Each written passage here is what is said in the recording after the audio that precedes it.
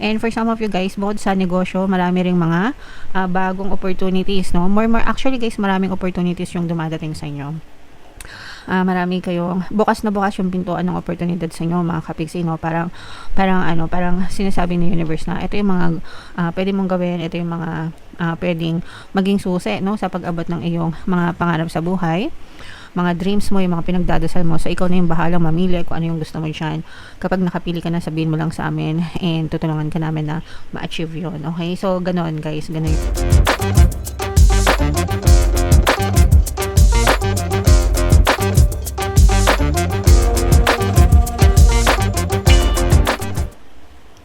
Hello guys, hello Cancer, welcome back to Pinoy Pixie Tarot. Ang pamagat ng episode natin for tonight is first half kapalaran para ngayon November 1 to 15 para sa Cancer, Sun, Moon, Rising Sign and Venus. So unahin natin tong deck na to, mga kapiksi. Tingnan natin yung mga mensahe sa inyo or yung mga paparating sa inyo guys. So, yung first message natin, eto guys, medyo mag-ingat kayo, no? Kasi maaaring merong may galit sa inyo, mga kapiksi. And for some of you, parang maaaring sinusumpa kayo or parang nagsisend ng mga evil intentions sa inyo, mga kapiksi. So, dahil sa galit nila or dahil sa asar nila sa inyo or dahil sa pwede rin kung merong naiinggit sa inyo, mga kapiksi. So, you have to protect yourself at all costs, guys. Syempre, magdasal kayo and humingi kayo ng protection, guys, sa inyong mga gabay from the divine spirits, divine universe, mga kapiksi. And mag-ingat din kayo, guys, sa pakikisama nyo sa mga kapwa natin, mga kapiksi. Kasi hindi natin talaga nalalaman yung totoong intentions nila. Sometimes kung sino pa yung mga kamag-anak, no? Kapamilya, kamag-anak, or mga malalapit na kaibigan, sila pa pala yung may mga ill intentions sa inyo, mga kapiksi.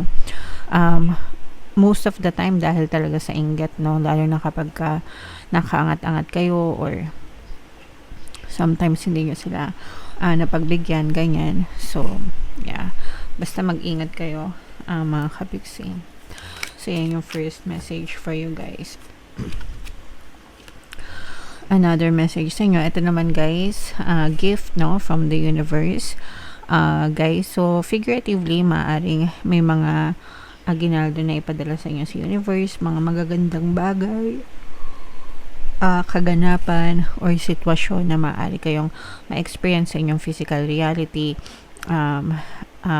And yun yung mga aginaldo ni universe. From some of you naman, figurative, literally, na maaari talaga kayong makatanggap ng regalo mula sa isang tao sa inyong buhay ngayong season na to. So, maging receptive kayo guys dito sa mga aginaldo na to kasi deserve nyo naman yung mga gifts na yan, Cancer.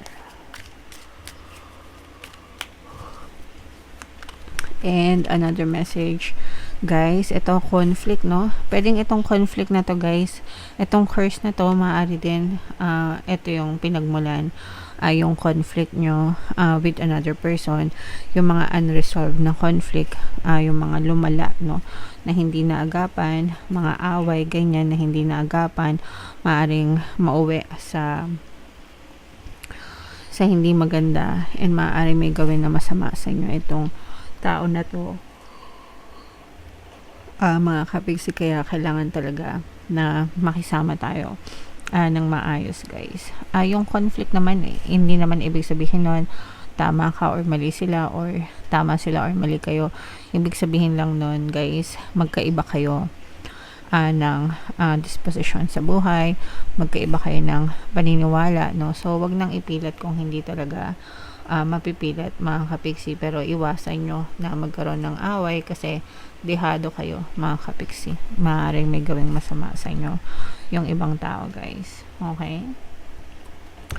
So, comment down below, Cancer, if feeling nyo nakaresonate kayo dyan sa message na yan. Itong gift na to, guys, yan, i-mind nyo yan sa comment section, mga kapiksi. So, shuffle natin to, guys. Hanapin natin yung energy ng Cancer. Habang sinashuffle ko to, panoorin nyo muna yung video natin regarding sa ating paano mag-manifest ng abundance video course. Kapiksi, sawa ka na ba sa mga struggles at hirap sa buhay mo? Masipag ka ba at masikap sa buhay ngunit hindi ka pa rin umaasenso? Ilang beses ka na bang nag-attempt mag-negosyo at mag-invest pero palagi ka pa rin nalulugi? Sa pagkakataon na ito ay maaaring may subconscious beliefs ka na nagiging balakid sa iyong pag-unlad at pagyaman. Introducing, paano mag-manifest ng abundance video course. Dito ay matututunan mong ma-overcome ang mga balakid mo para tuluyan ka ng umunlad, umasenso, sumagana, maging matagumpay, successful at maswerte sa iyong kabuhayan, pera, trabaho, negosyo, salapi at kaperahan ng bonggang-bongga. Dali, mag-send na ng email sa pinoypixie@gmail.com at simulan na ang iyong pagyaman ngayon. Alright, so sa lahat ng gusto mag-avail ng course guys, flash sa screen nyo. Una, meron tayong paano mag-manifest ng abundance video course, paano mawala ang third party at magkaroon ng harmonious na relationship, and paano pabalikin si ex-revised breakup. Sa mga interesado guys, mag-send lang kayo ng email sa pinoypixie@gmail.com. So, Cancer guys, kayo ay na-represent ng King of Cups. By the way, sa mga naghanap ng pampaswerte na Lucky Charms, evento rin ng Chasset Ring, recommended ko, may kita kayong mga link sa description box guys.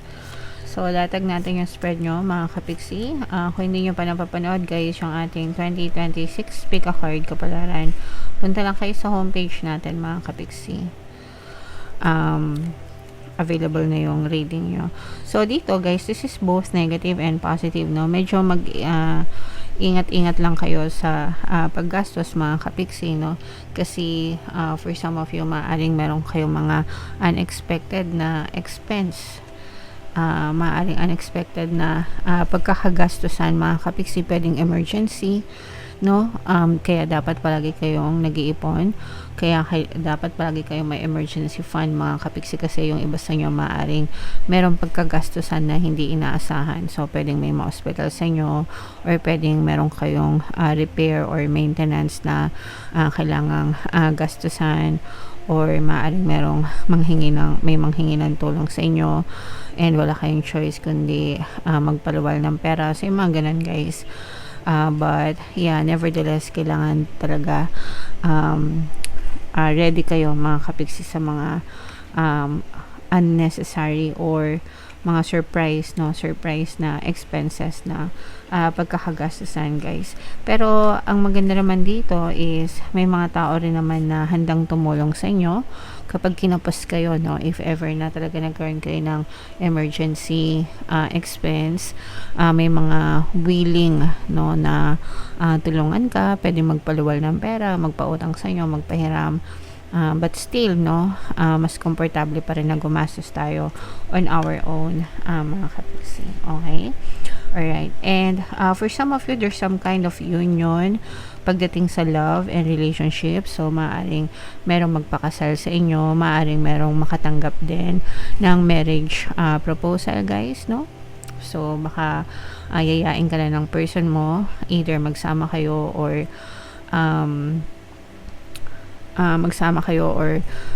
engagement, magpakasal, mga kapiksi. Okay, pero nararamdaman natin na this is a very nice energy when it comes to romantic and love relationship, mga kapiksi.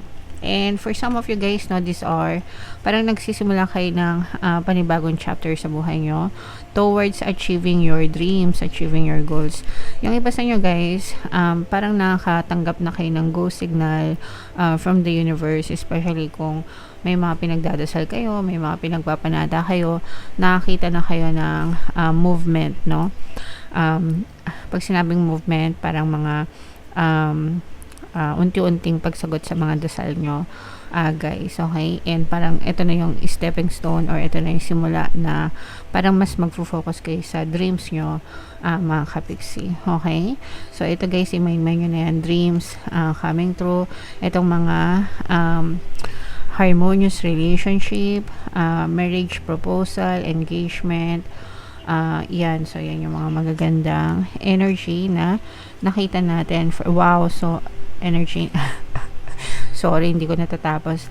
Magagandang energy na nakita natin para sa inyo. So ito guys, mamamanifest nyo talaga itong kasal, no? For some of you, definitely this is a wedding, of the year. Probably ngayong November hanggang bago matapos yung December, mga kapiksi. So, parang hindi matatapos yung taon na hindi kayo kinakasal or hindi kayo magsasama ng iyong person, mga kapiksi. So, mararamdaman nyo guys yung commitment, no, pangakong commitment sa inyo ng inyong partner o specific person. For some of you naman guys, may mamamanifest kayo ng mga bagong negosyo, bagong business, guys, no? At saka itong business na to, parang this is more of like partnership business, yung may mga partners kayo, hindi lang siya sole entrepreneurship, kundi business partnership, mga kapigsi. So, kung nagbabala kayong magnegosyo guys, i-push nyo yan. Maganda yung kakalabasan yan, mga kapigsi. And for some of you guys, bukod sa negosyo, marami ring mga bagong opportunities, no? Actually guys, maraming opportunities yung dumadating sa inyo. Marami kayong bukas yung pintuan ng oportunidad sa inyo, mga kapigsi, no? Parang sinasabi ni universe na ito yung mga pwede mong gawin, ito yung mga pwedeng maging susi, no, sa pag-abot ng iyong mga pangarap sa buhay, mga dreams mo, yung mga pinagdadasal mo. So, ikaw na yung bahalang mamili kung ano yung gusto mo dyan. Kapag nakapili ka na, sabihin mo lang sa amin and tutulungan ka namin na ma-achieve yun. Okay? So, ganon guys. Ganon yung mensahe sa inyo ni universe, mga kapiksi. So, there's a lot of choices. There's a lot of opportunities to choose from, guys. Hindi kayo mawawalan ng opportunities. Okay? So, yeah, mamamanifest yung lahat yan, guys. Kaya, i-mind nyo na yung mga manifestation ng negosyo na yan.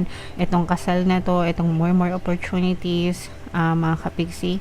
Yan talaga yung mga nakikita natin na very positive energies for you, Cancer. So, shuffle natin to guys. Bunot lang tayo ng isa pang additional message. Comment down below guys if naka-resonate kayo. Ayan, no, love, pag-ibig, diba? Sabi ko nga sa inyo talagang grabe. Sobrang tamis ng inyong love energies, mga kapigsi, ngayong panahon na to. Parang guys, parang advance yung Valentine's nyo. Parang dapat February pa yung Valentine's, Cancer, pero parang sa inyo, November pa lang Valentine's Day na dahil sa sobrang tamis ng inyong romantic energy, mga kapiksi. So, ito guys, i-main nyo na to sa comment section. Mine, harmonious relationship, matamis na pag-ibig, matamis na pagsasama. Pwede kayong makinig guys, no, ng mga relationship subliminals natin dito sa ating channel. Super dami na nating natutulungan guys.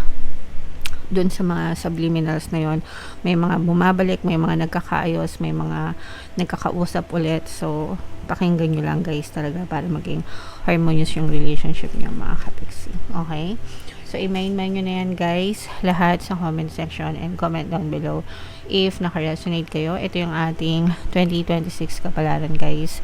Panoorin nyo na. Ito naman yung ating success stories ng paano mag-manifest ng abundance video course. Thank you for liking, sharing, and subscribing.